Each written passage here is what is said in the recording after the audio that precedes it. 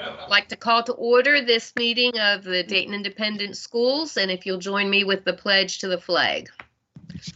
I pledge allegiance to the flag of the United States of America and to the republic for which it stands, one nation, under God, indivisible, with liberty and justice for all. With the pledge to the flag. Someone has a very patriotic dog in their house. We'll have the roll call.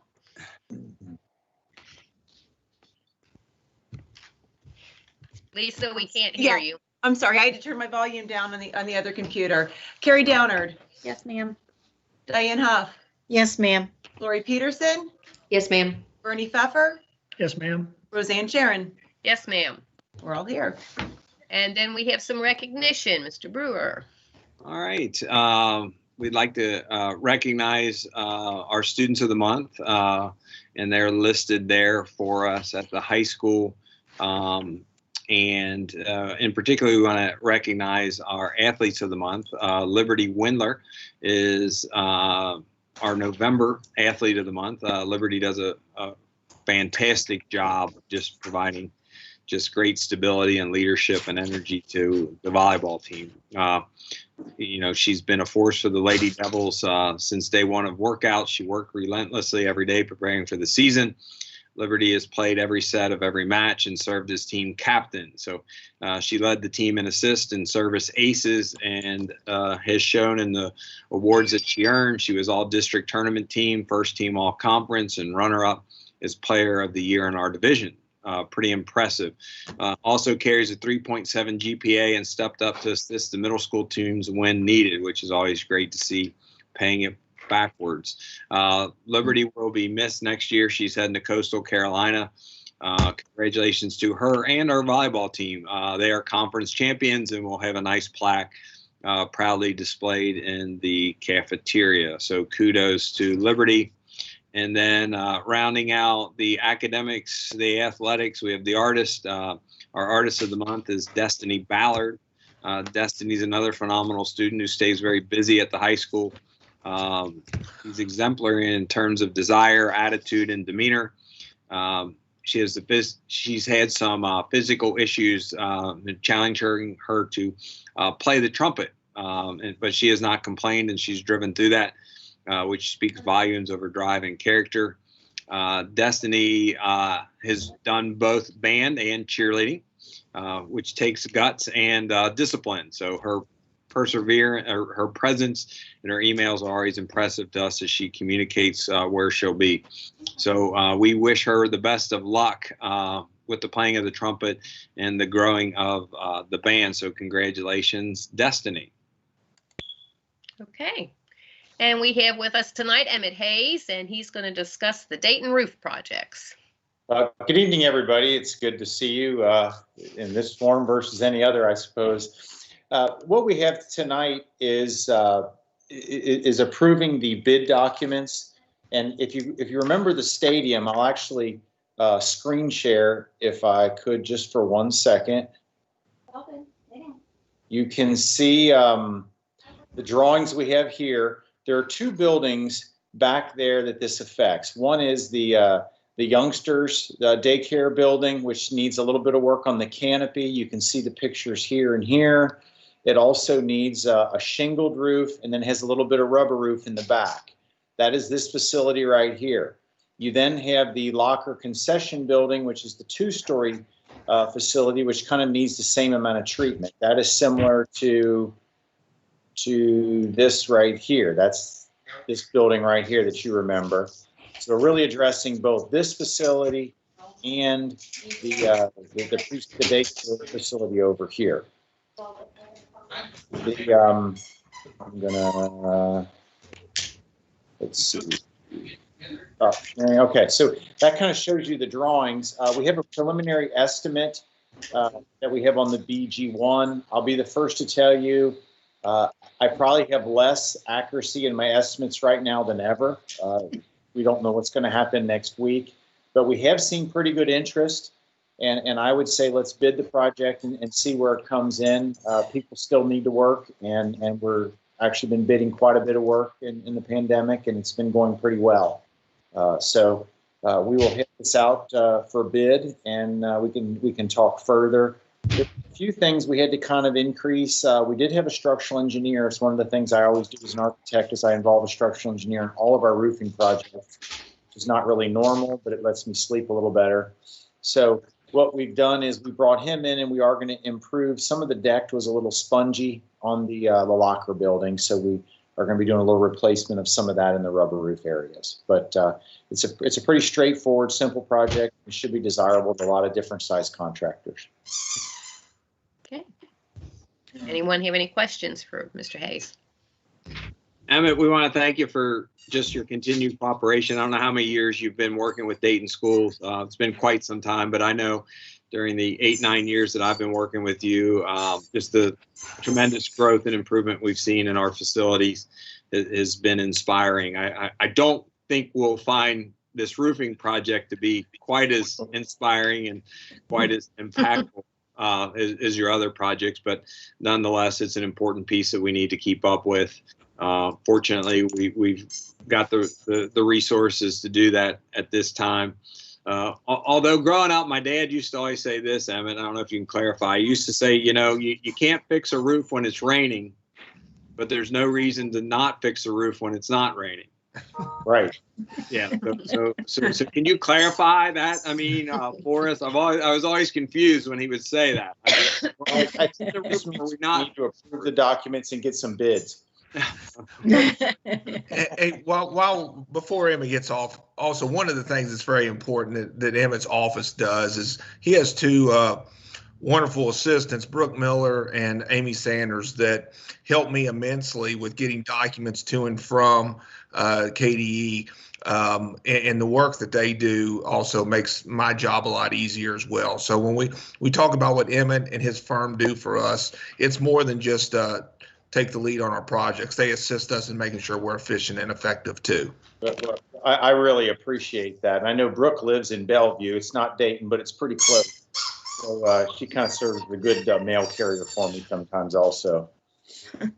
And thank you for the kind words. We appreciate the relationship, and I'm glad to be part of what you all are accomplishing.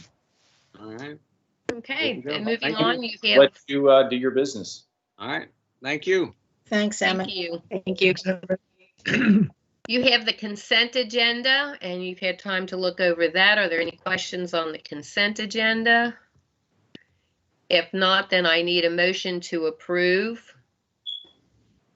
So move to approve the consent agenda. I'll second it. Okay, so Bernie moved and Diane seconded. All those in favor? Aye. Opposed? All right, then we'll move on to our reports. And we know our student board representative's not there. So Mr. Myers, it looks like you're first up. Okay, great. Can everybody hear me, hopefully? Yes. Yeah. All right, thank you for joining you this evening. Just a few brief things. First off, I want to thank Mr. Lucas, Mr. Wolf, Mr. Wright, and I know Mrs. Dragon and all the people at Lincoln Elementary. It's more of a district thing here for the work that went into putting together the Veterans Day video. I know that's always a great day for our district where we kind of shine. It's a 5-star event, as Mr. Brewer would say. And so we unfortunately weren't able to be together this year, but we did the next best thing. We're able to put out a very nice video that really showed our gratitude and appreciation for our veterans. So that was another creative way by our staff and people here of continuing to find ways to do good things here through this pandemic and to grow through it. So that was very nice. I wanted to mention that. We did have 3 seniors who took the ASVAB on Tuesday, November 10th. One of the things that's nice, another creative thing going on here at the high school right now, and I want to commend Tara Chambers for her work in this area, is the book fair. We have a virtual book fair that started back on November 9th. It goes through the 20th. So that's been going very well, and happy that that has taken place, as we all know the importance of reading, the stress, the the importance of that and stressing that to our kids and our community. So really pleased with that work. Right now, we do have case testing that's ongoing. That is our last day will be tomorrow. We have the social studies and science going on, and then we'll finish up with makeups next week. So that is specific to our middle school. I did attach a schedule there. Hard to believe that this Thursday, tomorrow actually is the end of the second quarter progress report period.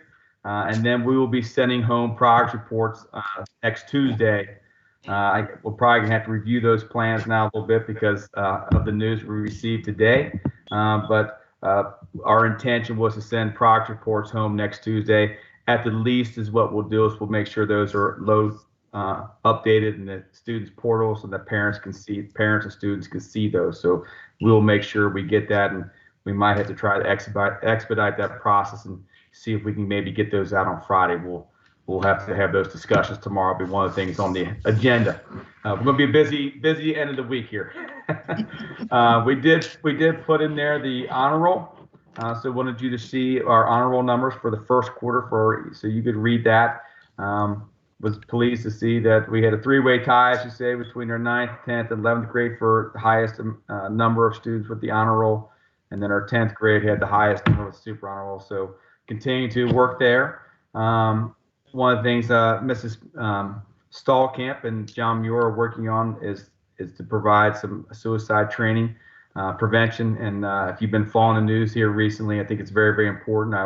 I watched the news the other night, and they were talking about Mason schools and all the different, especially with this pandemic, the importance of mental health. So I'm glad to see our guidance department and Mr. Muir really reaching out to our students and trying to do things in an innovative way virtually to assess and pass on the necessary information there. I know Mr. Brewer just kind of referenced earlier what would be our schedule. So if you don't mind, I'm just going to kind of briefly share this so hopefully everybody see my screen. Yes, not. That was a big fail. But, That's all right. sorry about that. That's how we move forward. You just keep failing. It's all right. You laugh a little bit and you fail, and you laugh a little bit and you fail.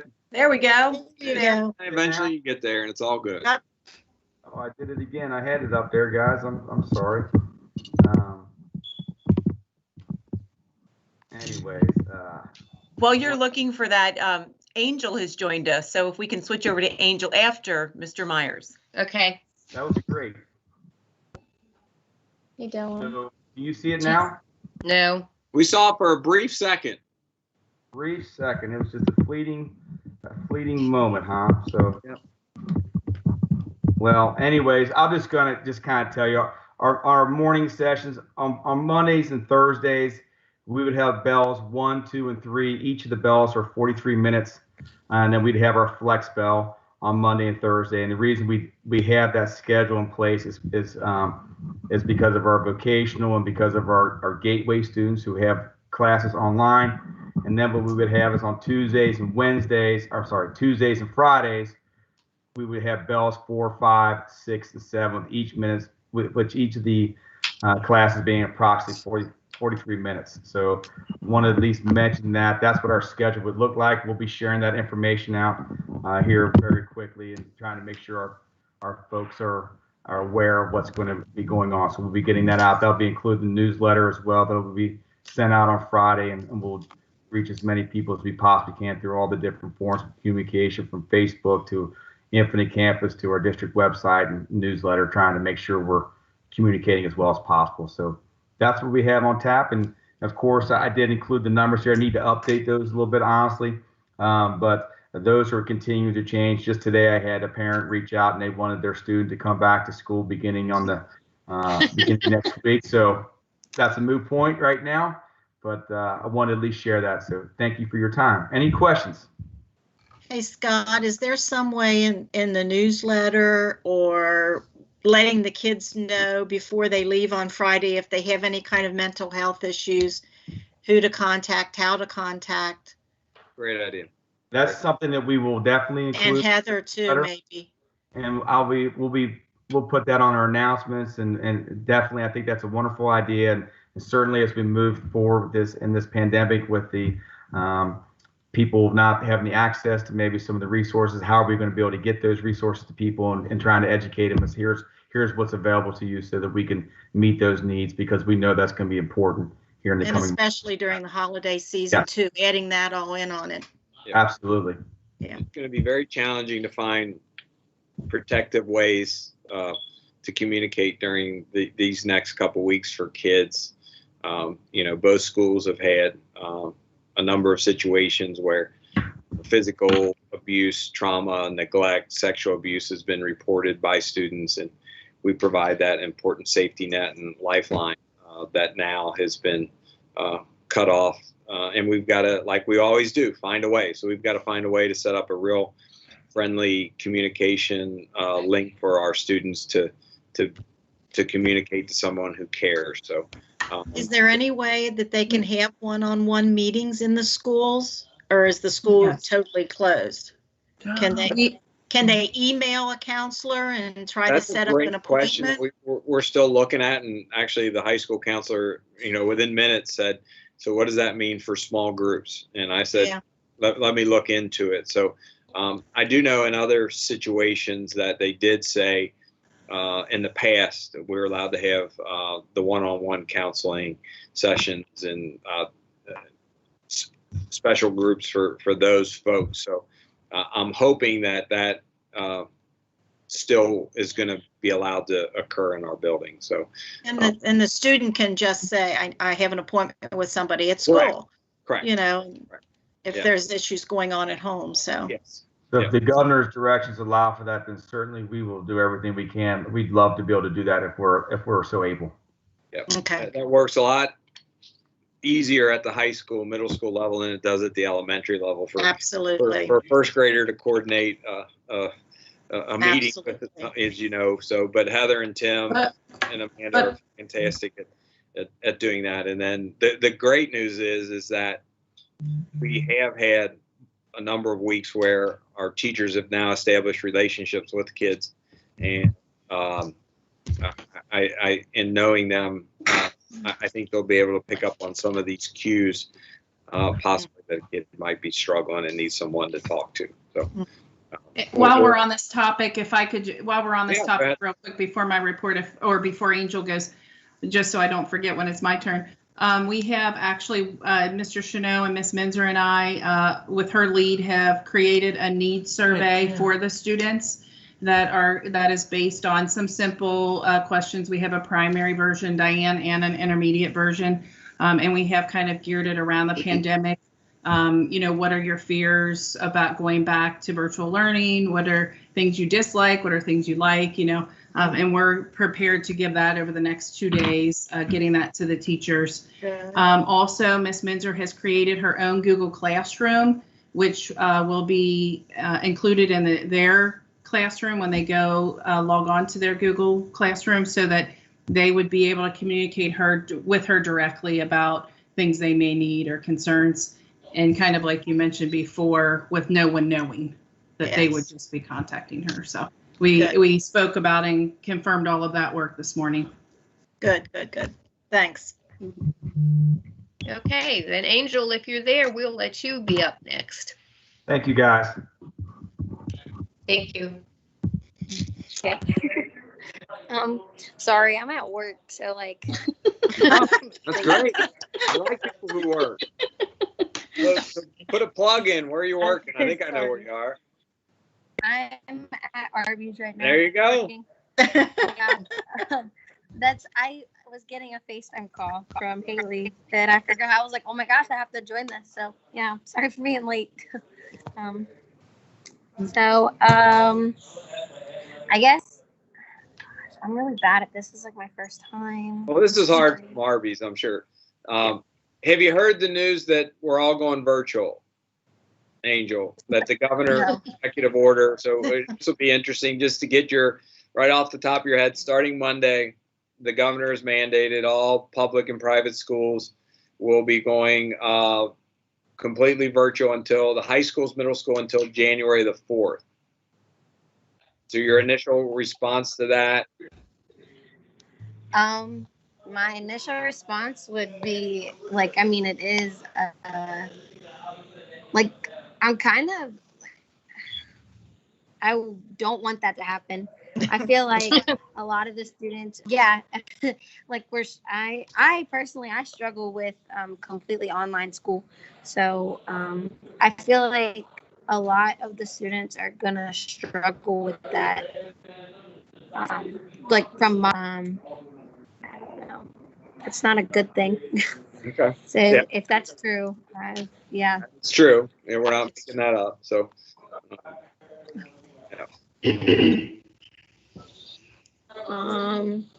I guess with the whole virtual thing, I feel like students are gonna start to worry more about sports and not like I feel like students like at the beginning of the year we were more worried about not being able to play sports and stuff.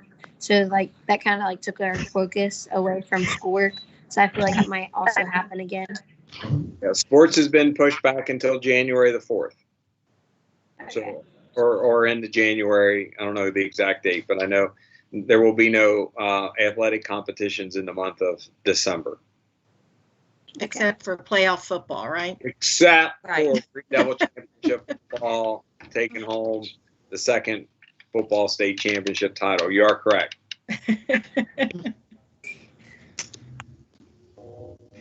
Other things been going on at the high school. I know you're kind of on the spot here.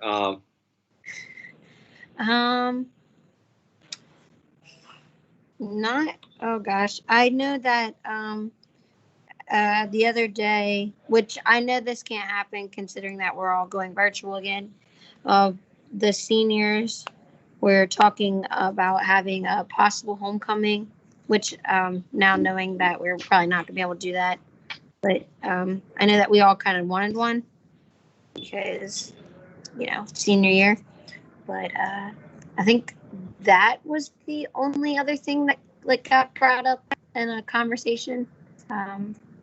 Yeah, I don't think anything else got brought up. Yep. Besides that. At some point, we owe a senior prom to last year's class. We owe a homecoming to this year's senior class, and Mr. Myers is really going to have to put on his party planning hat when COVID breaks. I've jokingly, but not jokingly, said that when the pandemic does break, we're going to have the burning of the mask down in Gilland Park and create a huge bonfire and just have everybody come down and throw them in a pile and light them up and have a big celebration. So I'll do that. Mr. Myers is going to coordinate one heck of a dance for our kiddos to really try to recapture some of that. So that may happen in the spring as well. So stay tuned. Party planner, I'm good at that. I'm glad. I'll be glad to help out any way I can. Angel, thanks for a great job. Thanks for being here.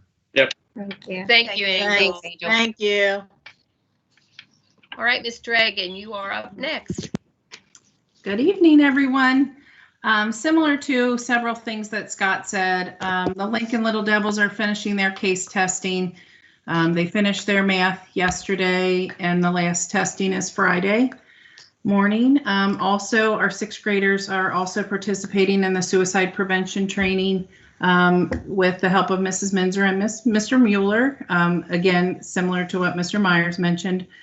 I know Mr. Brewer will speak more of this during the board meeting, but I did want to commend our staff and our teachers and everyone at Lincoln and our families and our students for their hard work with the Healthy at School. Everybody's been working so hard, and even our littlest learners wear those masks and try hard to social distance. So it's been beautiful to watch and inspiring. They've done a great job. I'm proud to say that our intervention Wednesdays, so our teachers have been bringing students in to school or doing the groups virtually, targeting specific interventions in math and reading that our kids so desperately need, based on some benchmark and classroom assessment results. So, and then our gifted and talented, I didn't get to shout out to them last month, but our gifted and talented team meets virtually every Wednesday with the identified students to ensure that they're getting their much needed enrichment. So that's always great to see too. A big shout out to our amazing volunteer, Miss Sharon. I know she's humble and doesn't like this praise, but she's been a big asset the last few weeks as we got out all of those 5 Scholastic books to each student at Lincoln, preschool through 6th grade. And she also volunteered for our picture day. So every student, be virtual or in person, was able to have their school picture taken if they so desired. So we were grateful for that opportunity to give to the kiddos. And then this week, all of our virtual clubs have kicked off with their initial virtual meeting. So I have been participating in each one. And so far this week, we've had the gardening club and the art club. And today was the robotics, LES news, academic team, student council. And then the rest of the week, there's a few more to come. But it's been great to see the kids participate in those virtual clubs, just seeing the laid back way that they're able to interact with their classmates. So that's been inspiring.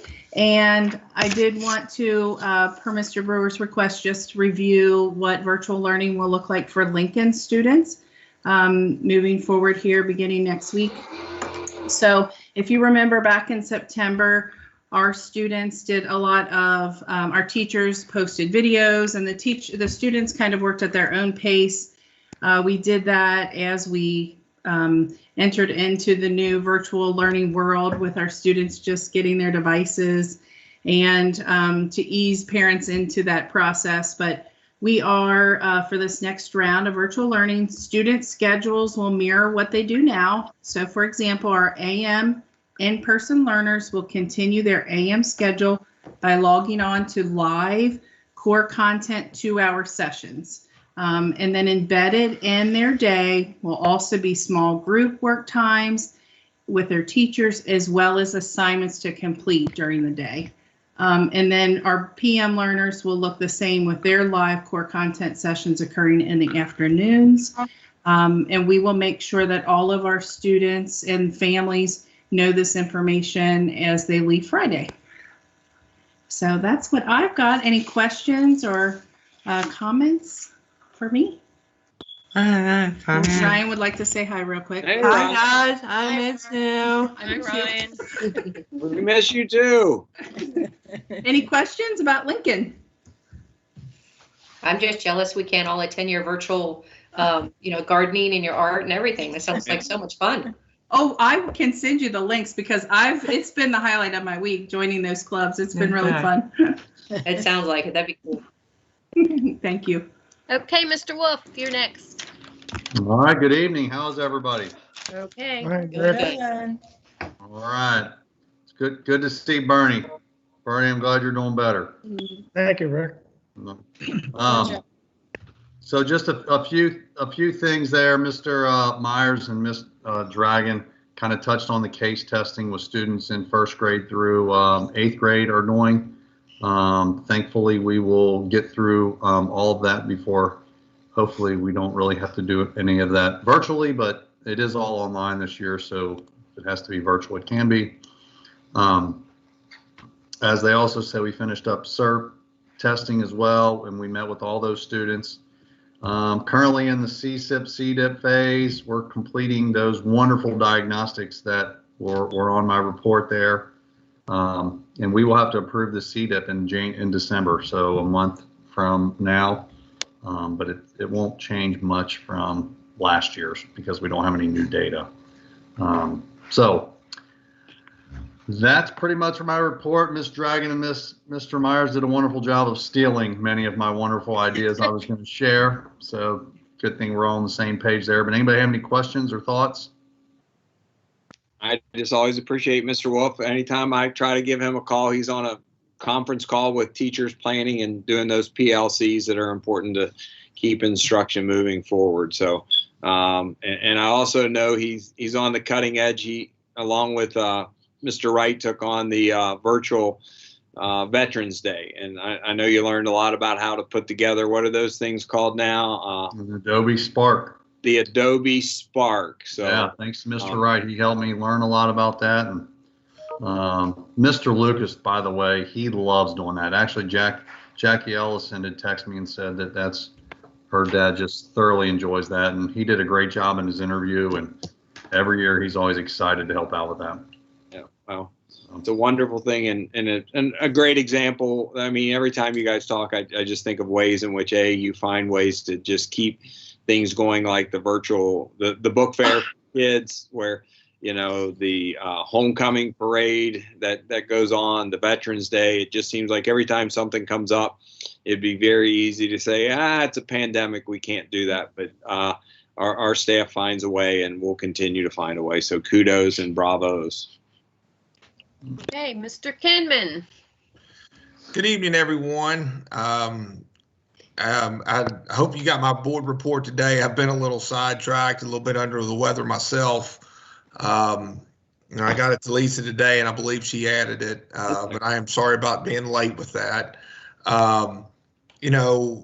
We obviously, the big thing is how we deal with this virus, but as the Healthy at School coordinator, our plan and our execution of our plan has been excellent. We only have 2 students that we're aware of that have active cases, and they both would come off, one on Friday and one next Monday, of all the kids that have a positive case. So we're doing really well with battling this virus. As far as my board report goes, you listen to Emmett talk about the roof project at the daycare.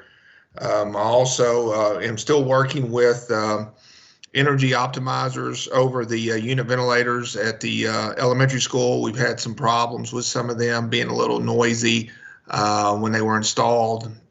We've had some teachers that are like, this is a new unit and it's louder than the one that I had. And I'm sure it's frustrating on their part, and we're doing everything we can to get those fixed. And then as far as, if you look, we really don't have much transportation going on right now. I will tell you that we just had our maintenance vehicle serviced up at Archie's, and Archie's very concerned about the lifespan of our truck, and he's not sure it'll make it through the winter. So, you got to think, this is my 10th year in the school district, and we have not purchased a service truck. So do you think about that? That's pretty good lifespan, because it was here even before I was. So we're going to have to start looking for a not only a food service van, but also a maintenance well. And then at the end, you'll see our enrollment currently is at 813. I think this is something that we're going to need to watch. That's as low as it's been in several years. And I'm not really sure why. We've tried to watch this over the course of our 9 or 10 years. Jay's always made that a priority to watch our enrollment. And, we don't understand why we're losing more kids and not getting them right now. Just doesn't seem like we're getting as many transfers in as we typically would this time of the year, but we are still having some kids leave us. Does anybody have any questions about my report? I will say the trend seems to be more at the elementary level than at the high school level. So it could be something along the lines of parents just holding kids out and going to start them back up the next year and repeat years. I don't know. I wish I had more firm data on that to see where we are, but that's about a 50 student decrease from last year. Fortunately, that doesn't impact our budget because it's based on what we were the prior year, but the January budget could get very interesting as we try to predict, if we base it on the 813 we have now, that's going to be a real loss in revenue. So working with Trish to really find that ADA estimate. Obviously, Ron will play a big part in what number we do use to predict that. So this will by far be the most challenging year for us to predict ADA for the fall school year. Okay, thank you. Ms. Ponting. Hello. I'm glad to see everyone healthy. And Bernie, I'm glad you're back and healthy. And Ron, you look good. So you may not feel good, but you still look good. Thank you. Anyway, just to kind of piggyback on Jay, I was in a preschool coordinator meeting today, and again, they were talking about budgets and, because a lot of schools, their preschool enrollment has gone down. Right now we're only allowed 13 kids per class. So yeah, our number is down, but they're basing the budgets off of last year's enrollments too. So that won't affect our preschool funding for this year as well. So that was a good thing. Again, the daycare, we're still in the positive, and that's something we probably will need to discuss, because right before we were all texting each other, I think he did leave daycares open. So that's something we will have to talk about. I know we have a lot of staff that use our facility, and it does help because they have younger kids, and it's very difficult for them to do their work at home with young kids there. So that's something that we will have to discuss as a team and figure out what we're going to do. So, but the daycare's been running smoothly, and they've done a great job up there with everything that's been going on. With early child, let me find my report here, guys, for a minute. I was clicking and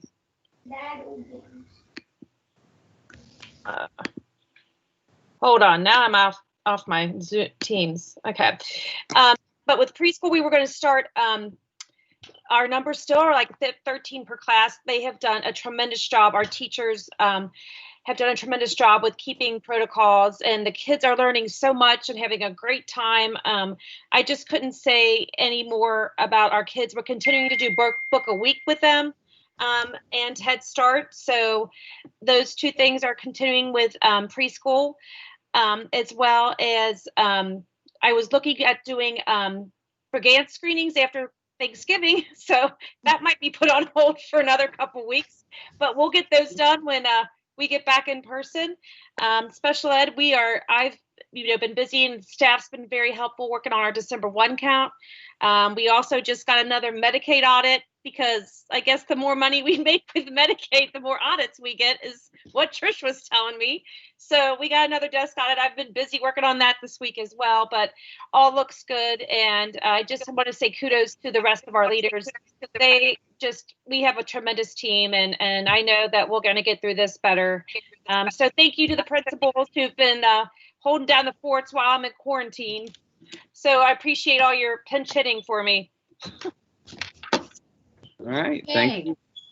Mr. Brewer, food service. Food service, we'll be going to, I don't know if this is food service 4.0 or 5.0 or 6.0. I'm not sure which model we're on right now, but I know they're ready to flip the switch again, and I'll be meeting with Chef Pam tomorrow to figure out how we're going to get these little devils fed during this virtual learning period. So we'll go back to a mobile operation of some sort and piece that together. So stay tuned. Chef Pam will have that up and running.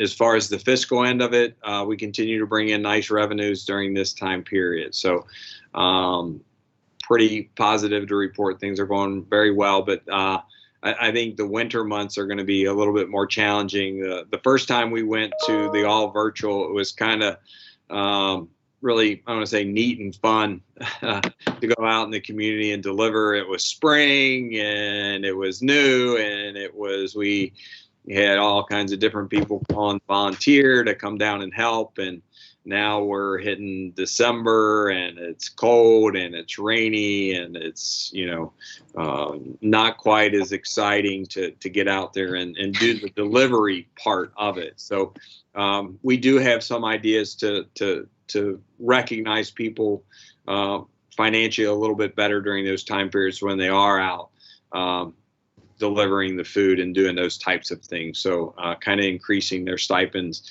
during that time period when they're kind of, I don't want to say at risk a little bit more, but a little bit of hazardous duty pay there, because it is quite challenging getting out and about. And when it turns cold, we certainly want to be able to continue to get food to our kids. So we'll see what food service 6.0 does for us. So then come January, we're back to food service 7.0. And at some point, I'm hoping we're back to food service 0.0 and back to normal by the end of the school year. So that is your food service report. Then we'll move on to our action items. All right, first action item is the adopting a resolution authorizing the Dayton Independent School District Finance Corporation to issue a refunding revenue bond. So those of you following along, the short story is much like homeowners, schools have bonds. Consider that to be a mortgage. So we run multiple mortgages over multiple years. Every 10 years, much like homeowners are able to refinance their home mortgages, we're able to refinance these bonds. So, but you can only do them after a 10-year period. We work with a financial advisor to keep an eye on these things, and we do have a 2011 series bond that we can do a refunding on. So it is my recommendation that the Dayton School Financial Corporation issue a notice for the refunding of this revenue bond. And I believe that will help me out here, Lisa, the steering. When do we do the recess into the Finance Corporation? I know you've been doing your homework, talking to folks, the ins and outs of that. Do we approve this and then At the end of the action items. Yes, we're going to approve this, and then after the action items, we will recess to go to our finance meeting, and we'll approve the refunding there, and then we'll come back to the meeting. That makes sense to me, and I hope that makes sense to those voting and following along. So any questions on the adoption of the corporation issue the refunding revenue bond? So we don't have an offer yet. This is just simply, we'd like to do that. So I need a motion. So move with the superintendent's recommendation. I'll second. Bernie moved and Carrie seconded. All those in favor? Aye. Opposed? And then that passed. Moving onward to our next action item. Okay. It seems like, wow, this is here already. So we need the approval to nominate a board member to serve on the 2021-22 calendar committee. So I'm not sure if we have anyone who has some experience in that committee, or certainly open to new members on that. So I mean, I've done it in the past. Unless somebody wants to do it, they can. I'll do it again. All right. So do we need a motion to nominate Diane, or just to nominate someone? You know what, we'll just go ahead, the approval to nominate someone, and then in the notes, I'll put that Diane was nominated or volunteered. Okay. So I just need a motion that we nominate a board member to serve on the calendar committee. So moved. Thank you, Diane. You're welcome. Bernie made the I'll motion. second it. Who did? I second it. Lori. Okay. Lori seconded. All those in favor? Aye. Aye. Opposed? And then I need a motion making the agenda and attachments part of the official board meeting records. So move. I'll second it. Bernie moved and Diane seconded. All those in favor? Aye. Aye. Opposed?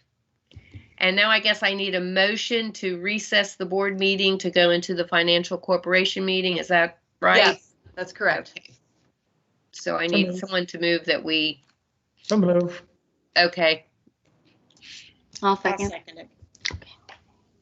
I don't know who that was. Carrie? Diane. Both of Diane, us, I think, okay. but I'm Bernie good with moved and Diane seconded. All those in favor? Aye. Aye. Opposed? So then we are in recess from the regular meeting, and we'll move into the special meeting. All right, And Dean, call to order again. Order. Roll call, please. Carrie Downard, Yes, ma'am. Diane Huff, Yes, ma'am. Lori Peterson, Bernie Pfeffer, Yes, ma'am. Roseanne Sharon. Yes, ma'am. Yes, ma'am. Okay, so then.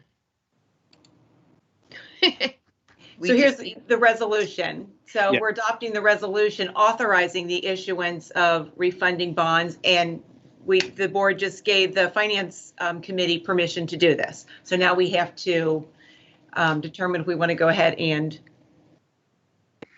I guess. Which you could assume that we're going to do that because we just went into this. But yeah, it's a lot of. So we need a motion to do this? Yeah. So I need a motion to adopt this resolution. So moved to adopt the resolution. And I second it. Okay, Bernie moved and Carrie seconded. All those in favor? Aye. Opposed? Okay, then I need a motion making the agenda and attachments of this meeting official. So moved. Okay, So moved. I'll second it. Bernie moved and Diane seconded. All those in favor? Aye. Aye. Opposed? Then I need to adjourn this meeting. Do we need a motion to go back Yes. to the other meeting? No, we need to, a motion to adjourn, and then we can just go back to the other meeting. Okay, I need a motion to adjourn. So moved to adjourn. Seconded? Second it. Is that Lori? I second it. Yep. Okay, then we are adjourned from this meeting and we're back to our official board meeting. Yes. And we have communications. I don't think there are any. New business. But I do Go want ahead, to Mr. Brewer. briefly just address the issue with Governor Beshear's mandate for those following along. So today at 4 o'clock, Governor Beshear mandated that all public and private schools move to virtual learning. High school, middle schools will be on that until the first Monday in January. I believe that's January the 4th. And all of the elementary schools are until December the 7th. They will be able to come back to in-person learning if the county is in the yellow. And these are not guidance. These are not recommendations. These are emergency orders, and they are mandated. So our board's hands are tied due to the governor moving it up to that level, and we will comply and respect that. We all know that we're at a different level right now with the pandemic, although I do want to again just recognize the excellence, the 5-star work that our students did a great job of complying with temperature checks, the wearing of masks, the social distancing, just really a great job of being responsible, communicating when you're sick, stay at home, when you're not, come to school. I also want to commend our staff, same way, the wearing of the mask, the washing of the hands, all the different protocols that are in place. Just bravo to them, and bravo to them for doing a nice job outside of school. We've seen a number of districts that have closed due to quarantines of staff due to non-school related exposure to COVID-19. You know, we're pretty excited that the plan that we put together, we did not have a single quarantine based on exposure on our school campus. All of our quarantines were based on quarantining. A lot of it just comes from the homes. I mean, quite simply, that's what we're seeing. Another family member gets it, and lo and behold, you're on a nice 14 or 24-day quarantine. So kudos to our staff for staying safe and understanding the importance of what they're doing and keeping themselves available to come in and teach, educate, and serve our kids. So and then really kudos to our community too. You know, our parents for doing a great job. Helping comply with the orders, the mask, encouraging their kids to comply with that, not sending their kids in when they're sick, working with our school health officers, Nurse Tara, Nurse Rebecca, and that when they're called and their kids are put in quarantine, they follow along and they comply. Also want to recognize our fall sports coaches in particular, and athletic director Barbie Lukens. You know, there was a lot of thought about should fall sports be done, and a lot of scratching of heads. But as far as I can remember, we did not have a single team shut down because of a outbreak.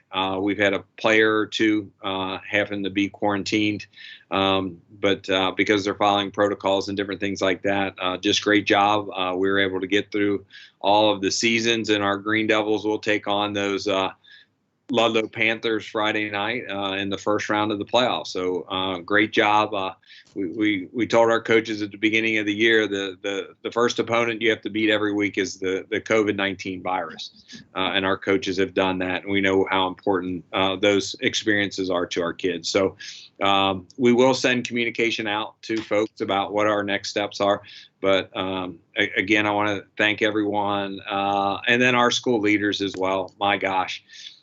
Those who know me and know me pretty well, strategic planning is a little bit more of what I do. Execution is not. So you can put all the wonderful plans together, but if there's no follow through and execution, it falls apart. And just the execution of our plan by our principals, assistant principals, nursing folks, Ron Kimmin, custodial staff. Man, keeping the place clean, keeping it disinfected. The proof's in the pudding there. Our buildings were safe. If we can do this, we can do anything, Green Devil. So bravo to you guys, and thank you very much. Okay, thank you. No new business, unfinished business. You have your informational items with the site-based minutes, I assume. And we have any citizens that needed to speak? So at this point, anybody who was out there listening, if you have any questions, you can go ahead and type them in the chat box, and we'll wait just for a minute to see if we get any comments or any questions that we need to answer. We allowed to see Ron's dog? That would be a big old negative. He's asleep now. Oh, man. We've heard so much Just like about on those Google Classrooms where the kids had to show each other their pets. We've heard so much about this famous dog that I thought this was our opportunity to be able to see it. But amazingly, he's been quiet all day until the board meeting. Well, that's how your relationship seems to be with your man's best friend. Hey, Ron, are they allowed to practice basketball during all of this? Do you know? Diane, that's a great question. And I'm really, based on what I was listening to the commissioner today, when he had the Board of Control meeting, we were under the idea that we would be allowed to practice. But then listening to the governor at 4 o'clock, I'm not really sure about the indoors and what we'll be allowed to do.